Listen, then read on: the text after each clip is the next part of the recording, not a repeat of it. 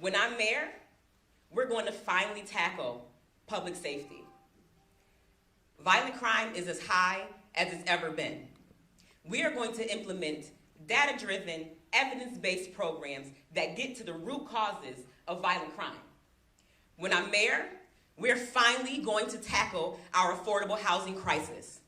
We're going to stop padding the pockets of wealthy and corporate developers and put investments in our neighborhoods, making sure that we house all Buffalonians in a healthy, dignified manner. When I'm mayor, we are finally going to tackle poverty. Buffalo remains the third poorest city of its size in the country. We're going to focus on creating good, green, union wage jobs. We're going to tackle our childhood-led issues, and we are going to build a safe and healthy Buffalo together. I just want to take a moment to remind everyone that we are Jefferson and Utica. Activism is what allowed us to be in this room all together, sitting side by side. As far as violent crime is concerned, I'm going to give the people what they're actually asking for. Arrests are up, we've taken guns off the street, and crime rates are not down, shootings are not down. A little boy was murdered this summer. People are asking for crime prevention through environmental designs. Why are there still streets that are not well lit? You know, everything doesn't have to be extra enforcement. And again, we're doing the same thing over and over again, not reevaluating and not trying anything new. It's just time for a change. And I am a leader that if we try it and it doesn't work, then guess what? We try something else. We don't keep doing what's ineffective and doesn't work.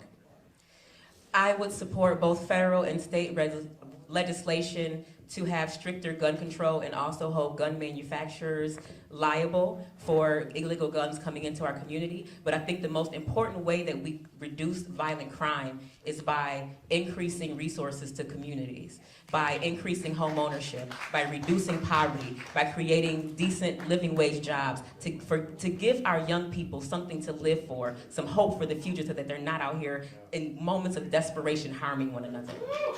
My first 100 days looks very much like my campaign, being out in the community, meeting with community members, finding out what their wants and needs are. We're going to have a full audit of the city finances very soon, because we're going to have to get into the budget and putting together a very experienced and qualified team, making sure that we have the best qualified people to right our ship and get our city on the right track.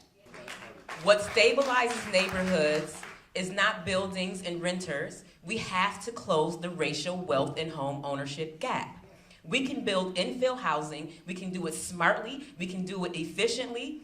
Community land trust, I'll keep going back to it, reuses public subsidy and creates permanently affordable housing. I have a plan to rebuild the East Side and make people feel a sense of pride in where they live. I am proud of the East Side of Buffalo. I'm proud to have grown up on the East Side of Buffalo, and I know that it's not our fault that things are the condition that they're in. It's the resources that have not been equitably distributed in our community that's the problem, and that's how I'm gonna tackle that as mayor.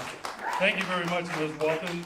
I am a Bills fan through and through. I was born and raised in Buffalo. Of course, I would love to see a stadium located within the city. However, I don't want it in a place where it displaces people. I don't want it in a place where it's going to degrade our beautiful waterfront. And I think that any taxpayer money, again, there should be a legally binding community benefits agreement that doesn't create a handful of low-wage jobs, but that there's reinvestment in the surrounding community in perpetuity.